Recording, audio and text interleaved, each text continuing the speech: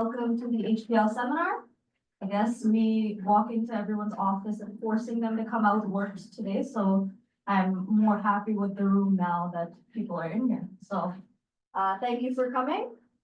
To introduce our speaker for today, we have with us Latif Omerkhil, who is a third-year cellular, molecular, and microbial biology student at the University of Calgary, and he is working with the Herzog Group doing his research. And since he's an undergraduate student, there's not a lot of background that I can talk about, but he did share some interesting facts about himself, which he said in his free time, I love building and designing medical equipment, which I find very impressive. He is currently leading a student club called Project 90, which is working directly with the Alberta Children's Hospital to build kneeling frames and leg presses for children with cerebral palsy and arthropsis. Yeah. Okay, I totally butchered that. So that is something that he's spending his time outside of the lab doing. And today he's going to be sharing with us his presentation on the topic structural and functional differences between adductor longus and gracilis muscles in children with cerebral palsy. Thank you, Ashna, for the introduction. Hello, everyone. Thank you guys for coming out during reading break. My presentation today is titled Structural and Functional Differences between the adductor longus muscle and the gracilis muscle in children with cerebral palsy. So here I just have an outline of what I hope to be discussing throughout my presentation today. So I'll just be starting off with the background of what cerebral palsy is and just give you guys an idea of what the condition is all about. Then I'll be just talking about some previous work that our group has done and to help motivate what I'm doing right now and why it's important. And then I'll be actually talking about some comparing muscles between cerebral palsy to see if they actually behave similarly or they behave the same in terms of biomechanical properties as well as mechanical properties. And then I'll just be ending up with some conclusions, then basically tell you guys what I hope you guys take away from my presentation. And then lastly, I'll be talking about what I'm doing currently in the lab. So let's just get right into it. So what is cerebral palsy? Now, cerebral palsy is a motor impairment disorder found in children due to a static brain lesion. Now, this specific condition is characterized by loss of mobility as well as loss of balance. Now, the loss of balance and the loss of mobility is said to arise from muscle weakness. The question that becomes is where does muscle weakness actually arise from in these children anyway?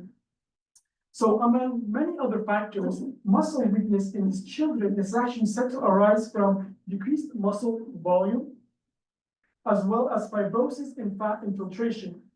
Now, both these factors have been extensively studied already for the past decade or so. What has not been studied is the inherent contractile ability of these muscles to produce what we call active force at the cellular level. Now, before moving on and getting into what I've been doing, I want to help explain what active force and passive force actually are. And so to do this, I have a schematic here, which is just a skeletal muscle. So we have fascicles, and within these fascicles, we have muscle fibers. So this is primarily where I do most of my work. And within these muscle fibers, you actually have myofibrils. And within these myofibrils, you have a series of sarcomeres. Now, looking at the schematic, you might be asking yourself, well, what active force is or what passive force is. So active force is actually the force that's produced when we have cross-bridge cycling. And this involves primarily two contractile proteins. The first one is myosin, which you can see at the top over there. The second is actin. Now, the interaction between actin and myosin is actually said to be regulated by a protein called titin. Now, today I will also be talking about a fourth protein, which is nebulin. Nebulin is an actin-associated protein, which it serves as a ruler when we have actin polymerization for sarcomerogenesis. In terms of what passive force is actually the force produced when we stretch a muscle. And at the level of muscle fibers, myofibrils, this is primarily said to arise from titin. So next, I want to actually go into some of the work that our lab has previously done. So we've actually previously looked at active force and passive force in the adductor longus muscle from these children. And what we've actually and interestingly seen is that the maximum active stress in these muscle fibers is actually reduced by 46%. Additionally, what we've actually seen is the passive stress as well is reduced at a sarcomere length of 3.4. Additionally, we also actually looked at the amount of protein in these muscles to potentially explain why we're getting these false results. What we've actually found is that the actin is reduced in these muscles by roughly 35%. As well, titin is actually reduced by 35% as well. And surprisingly, nebulin is actually reduced by 50%. Now, if you actually take in consideration what these decrease in proteins, you will actually end up with a sarcomere like this, where you're missing proteins. And if you can imagine, if you're missing proteins from these sarcomeres, that could explain why we have such reduced active force as well as passive force, because titin is also reduced. However, just investigating this in a single muscle is not very significant, because we need to look at other muscles to see if there's similar trends in other muscles as well. Because there's actually a lot of evidence to suggest that muscles in CP do not behave similarly. And so we were actually very interested to look at other muscles to see if we get similar results in other muscles as well. So the purpose of the study that I'll be presenting today is to basically see if we're getting the same results, the same contractile results in the CP gracilis muscle, as well if we're getting the same sarcomeric protein results. And what we hypothesized is that just like the adductor longus muscle, we would expect there to be a decreased amount of active stress as well as sarcomeric proteins such as titin, actin, and nebulin. Now, before actually conducting this comparison between the two muscles, we wanted to make sure that there's no intrinsic differences in healthy tissue between these two muscles. And so, because we're looking at the fiber level and measuring the forces at the fiber level, we wanted to make sure that the composition of the different fiber types is actually consistent between these two muscles. And what literature shows is that the gracilis muscle tends to have a roughly 65% type 1 fibers and 35% type 2, whereas the adductor longus has roughly 62% type 1 and 38% type 2. So there's not a big difference between the two muscles in terms of fiber composition. And then we actually calculated the expected active force results that we would expect from these muscles in healthy tissues. So we know how much force a type 1 and type 2 produce because there's been mass studies which have produced this results. And so for the gracilis muscles, muscle fibers, skin muscle fibers, we're expected to produce roughly 180 kilopascals, whereas the adductor longus would produce slightly more, but it's not a significant difference between the two. So you would expect them to be producing similar forces. Now, onto the actual study that we conducted. So we collected, so we have 11 subjects that underwent a hip tendon release surgery. And what we do is that once they undergo the surgery, we're able to collect muscle biopsies from these children. And so we collected, we had 11 subjects, and we collected gracilis biopsies from these patients. And so this is actually just a clamp with a CP muscle. And so from each individual that underwent surgery, there was 11 of them, we collected a gracilis muscle as well as an adductor longus muscle from each subject. Then once they were collected, they get put into a skinning solution to help permeabilize the membranes. Then under a dissecting microscope, we're able to dissect single muscle fibers. And so at the end of this protocol, we actually had, for our gracilis samples, we had 34 muscle fibers. And for the AL, we had 46 muscle fibers. And so once we had these muscle fibers, we mounted them on a force transducer and a length controller. And so then from there, we measured the active force at a sarcomere length of 2.4 micrometers. Then we converted to stress using the cross-sectional area of each muscle fiber that we tested. And so at the end of this protocol, we actually had the maximum active stress for both our gracilis group as well as our adductor longus group.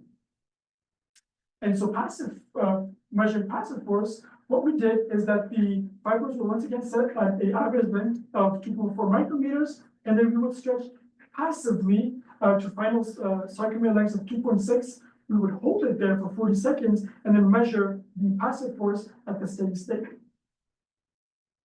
And we repeated this for so from 2.4 to 2.8 all the way to 3.4.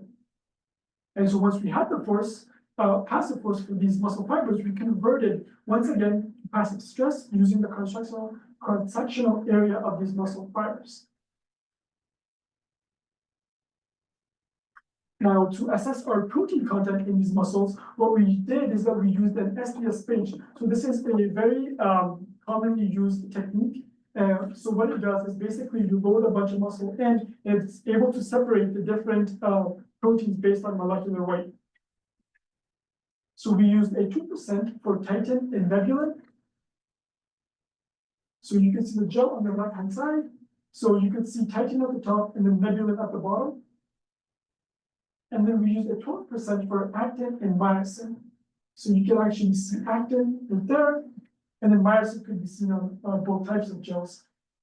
And so once we had these gels of the different muscles, what we're able to do is that we're able to quantify the optical density of each band.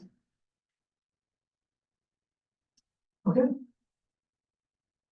Now, as for the results, as to what we were able to actually get from the protocols, so here I have plotted the maximum active force for both our CP gracilis group, as well as our CP adductor longus group.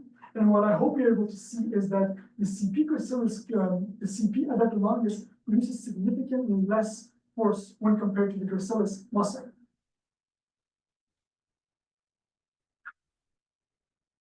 And so to help explain why this might be, we also looked at the protein content. And it seems like, so here I have actually plotted myosin content. And so how you do these experiments is that you load your CP samples, and within the same gel, you load a healthy control. And so what we do is that you take the optical density of your CP group and you divide it by your healthy control. And that basically gives you a ratio for the two muscles, and we're not able to plot that. So for the myosin, what we see is that there's actually no difference between the two muscles. And for actin, what we see is that actin is actually significantly decreased in the AL muscle.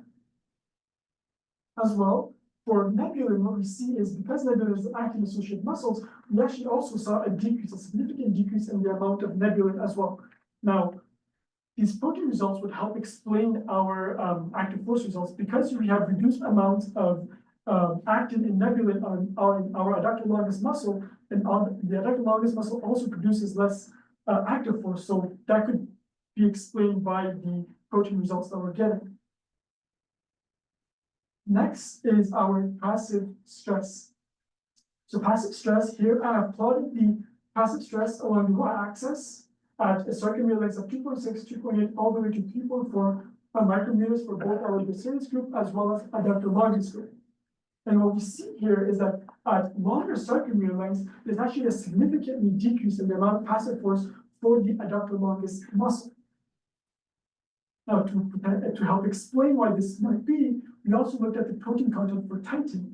And what we actually saw there is that there's actually no significant difference between the two muscles. So the decrease that we're seeing in passive force cannot be explained by the amount of titin in these muscles. Okay, now having done these results at the molecular level, we wanted to move up a step. We wanted to look at the microscopic level in these muscles, because as I explained at the beginning of my presentation, there is something very important. So the past decade or so, we've actually found that these CP muscles, they tend to be very fibrotic, and they also have excess fat infiltration in the muscles. And so we wanted to move up a level to see if this weakness that we're seeing at the fiber level, to see if it's present at the whole muscle level as well, because we know that fibrosis and fat infiltration tends to decrease your force production by a muscle. And so to do that, we used histology. So what we did is that we took 12 micrometer sections from each of the belly from each of our CP samples. And so here's just a chirostat. So what we do is that you mount the sample in the middle there, and then you're basically able to cleave off 12 micrometers of sample. And then what you do is that you put that on a slide and then you stain it. And so for the staining, so for collagen, we use picosyrus red solution, and for fat infiltration, we use Oredo. And so once we stain these slides, what we're able to do is image them and quantify the percent of fat and collagen using imaging. Okay, so as for our fibrosis results, so here I just have two images for you guys. So in the yellow there, that would be your muscle fibers, and in the red there, that's actually collagen tracks. And in terms of your results, so here I have plotted once again percent of collagen along the y-axis. And what we actually see here is that when you look at the gracilis and the adductor longus muscle, there does not seem to be a significant difference in terms of collagen between the two muscles. Next is your fat infiltration. So here I have once again two pictures for our fat infiltration for both the gracilis as well as the adductor longus. And the results, once again, we plotted the percent fat along the y-axis. And what we actually see is that there's no significant difference between the two muscles once again. Now, to help, to discuss the results, one of the questions that we had, having collected these results, what did they actually mean? So when you compare the skin muscle fibers between the gracilis and the adductor longus muscle, what you see is that the gracilis muscle tends to produce higher amounts of passive force as well as passive. And the active force results can actually be explained by increased protein content, such as actin and nebulin in the gracilis muscle, whereas in the adductor longus muscle, there's less actin and nebulin. So therefore, that could be contributing to the decrease in passive force that you're seeing. And in terms of passive force, actin does not seem to be affected. So there's probably some other mechanism involved in causing a decrease in the amount of passive force in the adductor longus muscle. Now, when we look at the microscopic level, how are these muscles behaving? Well, when you look at the microscopic level, there seems to be no difference in the amount of collagen as well as the fat infiltration between the two muscles.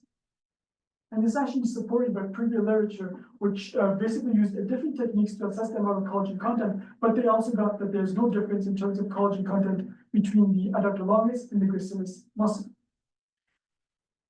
Now, as for the implication of our results, now, if this results that we're getting at the skin muscle fiber level, if this persists or stays true until the entire muscle levels, this could potentially help maybe explain the hip displacements and dog disease that we observe in children with cerebral palsy. Now, we need to be careful here because when the skin muscle fibers might be producing significantly lower force, but we know at the muscle level, at the whole muscle level, there's different factors that could contribute to how much force a specific muscle produces.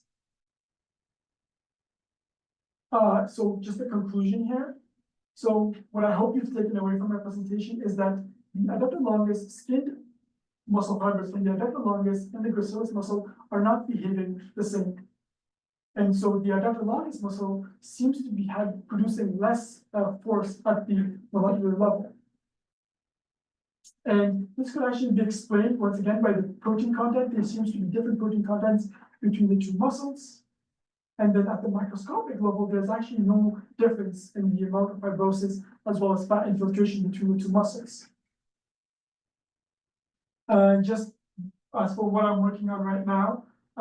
So right now we're exploring cellulose stem cells in these muscles. So before I jump in as to why this is important to our study, I want to explain what they are. So cellular stem cells are basically the cells that are responsible for regenerating your muscles. So anytime you have any sort of injury to these muscle fibers, these cellular stem cells, they become activated and they actually travel to the site and help repair these muscle fibers. Now you might be asking yourself, well, why is this important to your study? Well, a recent paper published by the Weaver Group down in the States, they actually showed that there's actually different amounts of cellular stem cells in these CP muscles. Specifically, what caught my eye was this over here. So they showed that the adductor longus muscle, where we're getting low forces as well as low amounts of protein, seems to have lower amounts of cellular stems as well. And so we want to investigate this further by looking at the stem cell populations between our muscle subjects as well. And something that I found even more interesting is that the contracture muscles NCP seems to have lower satellite sums as well, and this is something that we are found interesting. Yeah, that's pretty much all I have today. I want to thank everybody here on this list for helping me complete this project.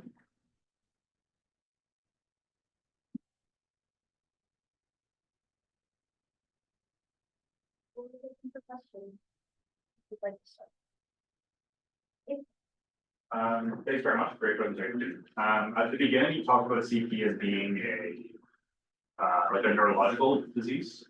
And then you presented a lot of like structural muscle changes. Can you sort of draw a line from like a structural problem in the brain to the structural muscle? So what we often see in these children is that the lesion that they have is usually in the motor cortex. And we know that the motor cortex is actually very important for muscle movement. So when you have a lesion at the motor cortex, that's going to significantly affect how your muscles move, right, in muscle coordination. And so that's why we were very interested in looking at the molecular level of what's actually happening as a result of that in these muscles. Thank you for your presentation. Thanks. You said that I-10 decreased by 35%. How do you measure that amount? So how we do that is that you use the SDS page, basically that separates the different proteins based on the molecular weight, and then we have a healthy control in the middle. So our healthy control is going to be a reference to how much we expect in a healthy individual, and then you take how much protein content is in our CP, divide it by the healthy amount, and that's going to give you a percent of how much it's produced by. Is that volume? I'm sorry? Is that volume? Is that the volume? Is it? You measure 5% of what? Volume? Of the muscle sample that we lowered. Volume. Do you have any idea if it's the thickness that is decreasing or is the whole volume of that? We just measure protein content, total protein content, so we don't know if it's volume or if there's anything happening with, yeah. Then you put that, your sample into that solution. Yeah. You know that if that is changing proteins or. No, I would not expect that to change the protein level, because all that does is that because you have muscle bundles, it works interested in single fibers. So all that does is just separates the different single fibers, so that way it's easier for us to isolate them and test them. That's basically all it's doing. So it would not affect the protein content, no. Yep. Abby and then Brett. Okay, so you said the participants were undergoing a surgery. Yeah. How much muscle is removed in that surgery? But I can't speak onto like how much muscle they actually take out. We just received a 3 centimeter sample. Okay, Yeah, so like 1 centimeter by 3 centimeters. That's how much we received, but I wouldn't be able to tell you how much they take out because, yeah, I just don't know that. okay, but they're not removing like the entire muscle. It's just because what's seen in these children is that they often have hip dislocations, so they're removing these muscles to offset some of that stiffness that's causing this dislocation. So that's why they're removing small pieces. Thanks. Basically, they cut the tendon of these muscles, so they're not pulling the hang. Okay. The muscle is hanging there. They think it's on the Okay. Hey, Brent. Never actually seen the study where myosin changes. And everything that you're reporting is reductions in thin filament density. Yeah. What you see in space flights, what you see in bed rest is like what you see in all these disuse situations, but maybe you don't know the answer to this, but why don't you ever see changes in the myosin? That's a great question. I honestly don't know the answer to that. But what I would be able to speculate is most of the other diseases that you might know about nebulin myopathy, what tends to happen is that the nebulin tends to get mutated. And so that has a direct implication of actin polymerization, right? Because the nebulin is not there, you're not going to get proper polymerization of actin. So that's why potentially why actin is always affected. But whereas myosin, you don't need a secondary protein there, right? You could just build it, right? That would be my speculation, but obviously I don't know that. So Can you look at contractile velocity in these kinds of samples? maybe.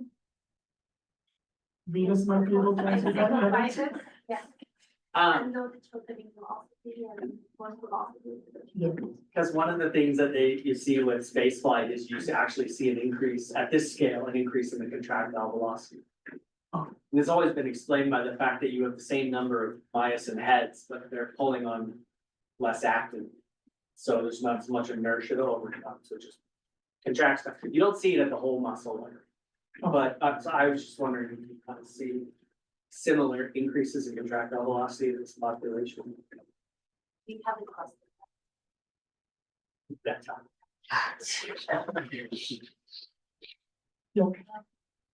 Do you see changes in the IA bands when you're actually visually looking at the circulars? so we're looking at the Dude. fiber level. Yeah, due to the reduction of actin, are you seeing a change in the IA band?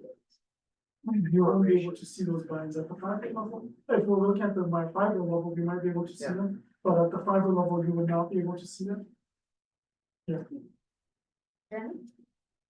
What is a static brain lesion? It's basically a hypoxic event. So basically what happens is that in these children, something happens, we don't exactly know what happens, but something causes a decreased blood flow to a specific region of the brain, and that's what they term as a static brain lesion. So basically decreased amount of oxygen to a specific part of the brain. What is static? And that's just what they term it as. Just decreased amount of oxygen to a specific spot of the brain.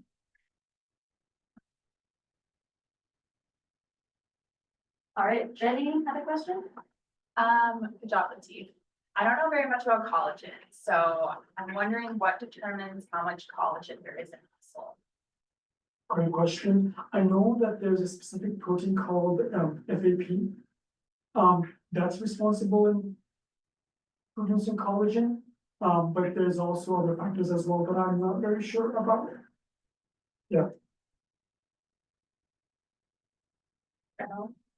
So the work that you do, how does that fit into the bigger picture? Of, I don't know what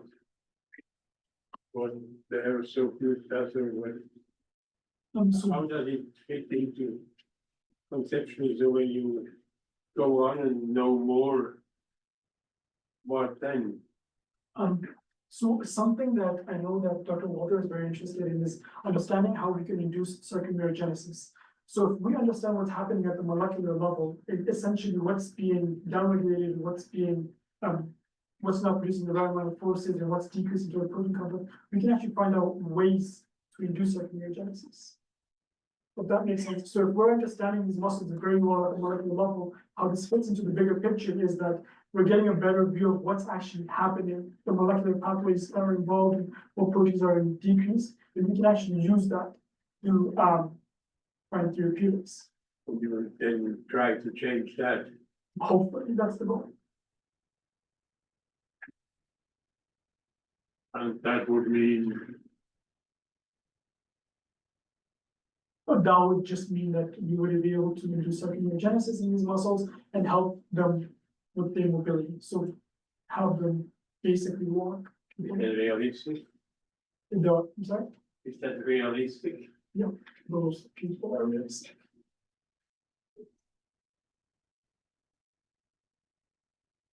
Reza has a question, and then Hoa has an. Thank you for explaining that amount of protein. Yeah. But do you have any idea of the quality of those proteins? Quality as in, can you elaborate? Because as I know that these quality of the protein can also change compared to the amount of the. But can you define what you mean by quality? So these cells that you say they create these proteins or try to construct these proteins. Yeah. I'm sure that there is difference between the quality of those proteins or the bonds that they have with each other Oh, compared to the amount of them. So like protein has its own strength, yeah. So this strength can change, yeah, so you can say it's the quality of that fiber. I think there is such also concept in quality of protein. there is, but we're basically denaturing this protein, so we do not really care about the quality. What we care about is how much is actually there. That's what we're interested in. I'm sure that there's experiments that you can do where you can actually examine the something that we're interested in. While we wait for another question, I actually have one. Yeah. Oh, no, I had an online question. That's correct. Go ahead, Walter.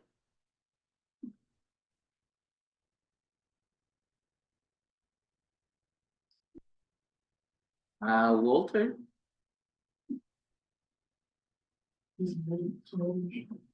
Can you hear me? Yes, we can. Okay, good. Well, first of all, thanks, Latif, for a nice talk. And I just wanted to quickly come back to Benno's question about the static lesion. Usually what the static refers to is that the lesion is not changing. That means when children are born and they have this brain damage, what the static seems to indicate is that the brain lesion doesn't get bigger or it doesn't get smaller, so it doesn't change over time. So you're kind of fixed with the damage that you have to the brain. I think that's what's usually meant with the static lesion. But I have a couple of questions, Latif. The first one is, where did you get the values for the specific force from for the fast and slow twitch fibers? There was a paper published, which basically they estimated how much force each type of fiber produced. And so I just took them from that paper. And how did you use that for your study? Because you used single fibers, but I saw that you calculated the force for the muscle based on the percentage fiber type distribution. But for you, that would really not be important, would it? So basically what we were trying to do there is that because no value has been reported for skin muscle fibers in healthy tissue for healthy adult and gracilis, we were trying to do is predict the amount of force that each fiber would produce at the fiber level. Yeah. But so, yeah. The only thing I wanted to say that is there's vastly differing values out there for skinned muscle fibers. And typically I would argue that on average, some people say per cross-sectional area, fast twitch fibers are a bit stronger, and some people say slow twitch fibers are a bit stronger. And I always think on average, they're actually fairly similar when you quantify them. So when you look at different literatures, you'll get different values. And so I would just be a bit careful hanging everything up on one value. The other question that I had is, why did you do the active force at 2.4 at an average sarcomere length of 2.4 microns? We were interested in measuring maximal active force, and that's where we would expect maximum active force to occur, be according to the force-length relationship. So these are human samples. Yeah. And do you know what actin and myosin filament length is and what the optimal length for human skeletal muscles is? No, I do not. It's between about 2.6 and 2.8 microns, because the thick filament is 1.65 microns roughly, and then the thin filaments are about 1.27 microns. And then when you do the calculation based on overlap, you end up getting values for the plateau in humans between about 2.6 and 2.8. So if you wanted to get the maximum isometric force, active isometric force, which I thought you might, then you might want to consider maybe doing the experiment more at around 2.7 microns average rather than 2.4. Okay. The other question that I had is, I was intrigued by the result that the adductor longus passive force was smaller than the gracilis, but the tighten content seemed to be about the same. If you assume that these results are correct, so the passive force is indeed lower in adductor longus and the tighten content is exactly the same per cross-sectional area, how would you potentially be able to explain that result? Well, there's two ways you could go about it. First, obviously, the adductor longus could just have a longer tight isoform. And the second one is phosphorylation. We know that when different regions of titan gets phosphorylated, that actually affects how much passive force a muscle, a fiber produces. So I don't know exactly what could be happening, but it could be those two factors that we would need to investigate further. Yeah, that's exactly what I wanted to get at. You know, this could be perfectly a correct result, and you just have a different titan isoform. Well, we know that every muscle has a slightly different titan isoforms, and actually some muscles are quite different than others. And so, you know, based on your result, I would just assume that adductor longus might have a bigger titan isoform, and therefore would not be producing as much force if you compare at a given sarcomere length. Would you happen to know what the molecular weights are of the adductor longus and the gracilis titan isoforms? Are they different? Did you find them to be different? I haven't looked at that yet, no. That was one of the future experiments that we plan to do. Because with your gel electrophoresis, that should essentially come out, and you can potentially see whether or not one is a bit bigger than the other one, and then you can test potentially that hypothesis and make sense of the result. Yeah. So the gels that we did, they just contain titan, and for us to be able to measure if the isoform is of different size, we would need to have an internal ladder. We would need to load some muscles from rabbit or cardiac rat cardi or rat heart, because we know that those have different isoforms of known molecular weight. So we would use those, but just loading titan from human, we would not be able to tell what the molecular weight actually is. No, that makes sense. So I thought that you would have somehow reference values always in your gels, and so yeah, if you didn't do that, then of course that doesn't work. But maybe at one point, might be interesting to quickly do that to just check. The last question that I had is when you showed your graphs and you made comparisons between adductor longus and gracilis, then often you connected an adductor longus and the gracilis with one another. Is that the case because those were from the same subjects, or what does the connection? Is that what it was? Yeah, that's exactly what it is. So what they did is that from each subject that underwent a surgery, they took in a gracilis as well as an adductor longus from the same subject. So I'm not sure. Yeah, I'm not sure if I missed that, but if that's indeed the case, and you didn't say that, maybe you said it and I missed it, but if you didn't say it, that would be an important thing to have, because I tried to figure out how can you connect, this is not a repeat measurement, but I guess if it's from the same subject, then that makes a lot of sense. Great, thanks a lot, Latif. That's all I have. Thank you. I have a question that connects a little bit to Walter's question. So when he asked why the passive force is decreased, the titan is, and then you mentioned two explanations, possible explanations for it. But my question to follow that up is then where does the satellite cells experiment or explanation come in with those two potential? So the satellite cells are not really there to help explain what's happening at the protein level. They're just basically looking at, okay, so you have these two muscles. Is there different amounts of satellite cells between them? Because it's been shown that the adductor longus has significantly less. If we do find that there's a significant difference in the satellite cell population between the two muscles, we would then investigate further. Okay, so is there some sort of a genetic problem, or is there some sort of maybe post-transcriptional problem, right? It's a little too early to make conclusions from that, yeah. Reza, So you use histology to determine the fat content and collagen content. Which part of the muscle would you take to evaluate that fat content? Okay, so how we do this is, we basically, like I showed you, there's a clamp of muscle, right? We take a met belly of the muscle, we slice it up and then we stain it. Yeah, so it's the met belly of the muscle, yeah. fine. And how certain you are that you can expand that to all the muscle? I'd be whole careful, muscle? I'd be very careful there, so this is just the representation of the other specific sample that we have. How well it actually corresponds to the entire muscle, I wouldn't know. Yeah, and I wouldn't know.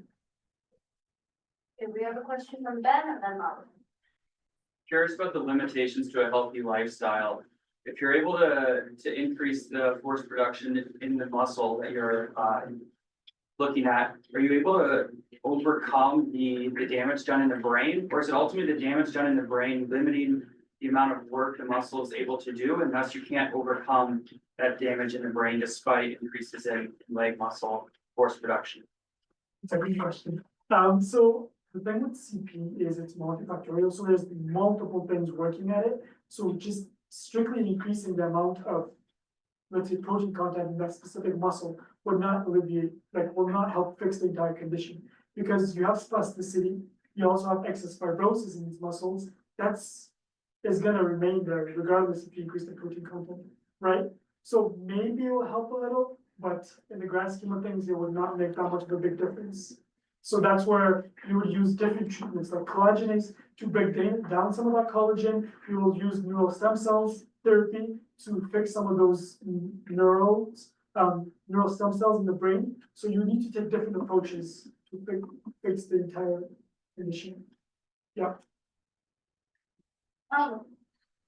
Yeah, if, we know that you didn't find any significant difference between the fat infiltration and the collagen content, but those results are aligned with the amount of collagen and fat that the evidence showed to this patient, or they are lower, higher?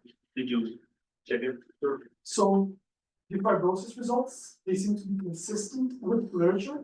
However, the fat results in these muscles, there were roughly 1.5% of the section that we looked at, which is actually what you would expect in a healthy individual. So what these results basically tell us is maybe there's not a lot of fat in these sections, but fibrosis, there's certainly excess fibrosis. Yeah. Any other questions for Latif? You know, as you're saying that there is the fat infiltration in your sample is dormant, right? Yeah. Do you know if the ones that you're comparing it to are at a similar age or are they from an older subject? That would be one of our limitations of this subject, because we have, the ages, we can't control for what ages when we get these samples from. But they're from children, right? They're all from children, but the ages range from like 8 years old all the way to 17 years old. Yeah. So that's gonna vary. Yeah. What I'm asking is that when you see fat infiltration, or the literature poses towards fat infiltration, is that more towards an adult section, or would that also be? I don't know. I haven't looked at that yet. Yeah. Your presentation, I just have a question. So if you said it's less active, you would expect less cross figures? Yeah. Is there any way to test that, or do you find it? We actually have tested that. So when there's less active, what you expect there is to be less cross bridges, right? So we could test that with something like active modulus. So you could do a quick stiffness test, tells you how many cross bridges are attached. And then you could use that to compare between the groups. Did you have a question? Me? No. That was it. Okay. Any last questions before we Maybe thank? just a quick comment, because I see the acknowledgements, and they were asking about the healthier balance and healthy subject. Yeah. So also we would like to thank Dr. Martin McGinnis. Yeah. And Dr. John Havash was part of this project. Yeah, thank you guys so much. They are visiting. Are you guys the healthy muscle owners?